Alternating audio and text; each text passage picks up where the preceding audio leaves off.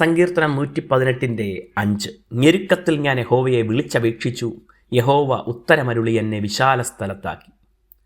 ദൈവം എല്ലായ്പ്പോഴും നല്ലവൻ. ജീവിതത്തിൽ എന്തെല്ലാം സംഭവിച്ചാലും ദൈവത്തെ നല്ലവനെന്ന് വിശ്വസിച്ച് അംഗീകരിക്കാൻ നമുക്ക് കഴിയുമോ? സ്നേഹധനനായ ഒരു പിതാവ് തൻ്റെ മക്കൾക്ക് എപ്പോഴും നല്ലത് മാത്രം നൽകുന്ന, നല്ലത് ചെയ്യുന്ന ഒരുവനായിരിക്കും. ഭൂമിയിലെ പിതാവിന് നിരവധി പരിമിതികൾ, കുറവുകളൊക്കെ ഉണ്ടാകും. ഭൂമിയിലെ പിതാവിൻ്റെ പദ്ധതികൾ സമ്പൂർണ്ണമാകണമെന്നില്ല, പറയുന്നതെല്ലാം ശരിയാകണമെന്നില്ല. എന്നിരുന്നാലും മക്കളോടുള്ള അദ്ദേഹത്തിൻ്റെ സ്നേഹത്തിൽ നിന്ന് ചെയ്യുന്ന കാര്യങ്ങൾ നാം അംഗീകരിക്കുകയും അദ്ദേഹത്തെ വിശ്വസിക്കുകയും ചെയ്യും. എന്നാൽ നമ്മുടെ സ്വർഗീയ പിതാവ് യാതൊരു കുറവുകളുമില്ലാത്ത, നമ്മെക്കുറിച്ച് നല്ലത് മാത്രം ആഗ്രഹിക്കുന്ന, നല്ല പദ്ധതികൾ ഉണ്ടാക്കിയിരിക്കുന്ന ദൈവമാകയാൽ പൂർണ്ണമായി നാം ആശ്രയിക്കണം. ഭൂമിയിലെ ജീവിതത്തിലെ സാഹചര്യങ്ങൾ പല കാരണങ്ങൾ കൊണ്ട് മാറിക്കൊണ്ടിരിക്കും. എപ്പോഴും സമൃദ്ധിയും ഉയർച്ചയും മാത്രം സംഭവിക്കണമെന്നില്ല. അത് നമ്മെ പക്വതയുള്ളവരും ശക്തരുമാക്കില്ല.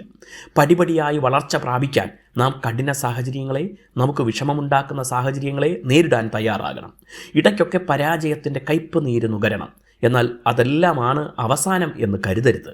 കഷ്ടതയിലാണ് ദൈവം നമുക്ക് ഉറ്റ തുണയെന്ന് നാം മനസ്സിലാക്കുന്നത്. ആർക്കും കൂടെയിരിക്കാൻ കഴിയാത്ത വേളകളിൽ ദൈവം നമ്മോട് കൂടെയുണ്ടെന്ന് മനസ്സിലാക്കുന്നത്. ഞെരുക്കത്തിൽ ദൈവത്തെ വിളിച്ചപേക്ഷിച്ചാൽ അവിടുന്ന് ഉത്തരമരുളി വിശാല സ്ഥലത്താക്കുമെന്ന് ഈ വാക്യം വാഗ്ദത്തം നൽകുന്നു. ഞെരുക്കത്തിൽ പ്രാർത്ഥിക്കുക എന്നത് വളരെ പ്രാധാന്യമർഹിക്കുന്ന കാര്യമാണ്. പലരും ഈ സമയത്ത് പ്രാർത്ഥിക്കാൻ കഴിയാത്തവരായി തളർന്നു പോകാറുണ്ട്. മുൻകാലങ്ങളിൽ പ്രാർത്ഥിച്ചിട്ടും എന്തുകൊണ്ട് ഈ സാഹചര്യമുണ്ടായി എന്ന് ചിന്തിച്ചു പോകാറുണ്ട്. ആ ചിന്തകൾ സ്വാഭാവികമാണ്. എന്നാൽ അതിനെ അതിജീവിക്കണം. ദൈവം നമ്മെ വിശാലത വരുത്തി മാനിക്കുന്ന നാളുകൾ മുന്നിലുണ്ടെന്ന് ഉറച്ച് വിശ്വസിക്കണം. ശത്രു ആഗ്രഹിക്കുന്നത് നാം ഇതിൽ തളരണമെന്നാണ്. അവൻ്റെ പ്രതീക്ഷകളല്ല. എൻ്റെ പൈതൽ ഇതിനെ അതിജീവിക്കാൻ കരുത്തനാണ് എന്ന ദൈവപിതാവിൻ്റെ പ്രതീക്ഷയെ നിറവേറ്റണം. ദൈവം നിങ്ങളെ അനുഗ്രഹിക്കട്ടെ.